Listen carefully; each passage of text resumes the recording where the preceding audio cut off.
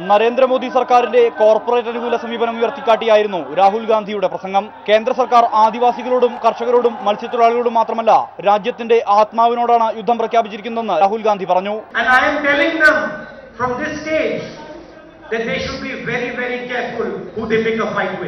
മോഡി സർക്കാരിന്റെ ഒന്നാം വാർഷികാഘോഷം വരേണ്യരുടേത് മാത്രമായി ചുരുങ്ങി. സാധാരണക്കാരോട് യുദ്ധം ചെയ്ത് വിജയിച്ചവരുടെ ചരിത്രം ഭാരതത്തിൽ ഉണ്ടായിട്ടില്ലെന്നും രാഹുൽ ഗാന്ധി ഓർമ്മിപ്പിച്ചു. They are not picking a fight with tribals. They are picking a fight with the soul of this country.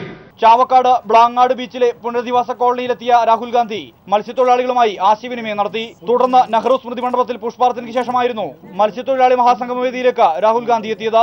മുഖ്യമന്ത്രി Oommen Chandy, KPCC president VM Sudheeran എന്നിവരുൾപ്പെടെയുള്ളവർ സംഗമത്തിന്റെ ഭാഗമായി. പാർശ്വവൽക്കരിക്കപ്പെട്ടവരുടെ പോരാട്ടത്തിന് തന്റെയും കോൺഗ്രസിന്റെയും പിന്തുണ ഉറപ്പു നൽകിയാണ് രാഹുൽ ഗാന്ധി ചാവക്കാട് നിന്നും മടങ്ങിയത്. ക്യാമറമാൻ ഷഹീർ ഗുരുവായൂരിനൊപ്പം സുർജിത്ത് അയ്യപ്പത്ത്, റിപ്പോർട്ടർ, തൃശൂർ.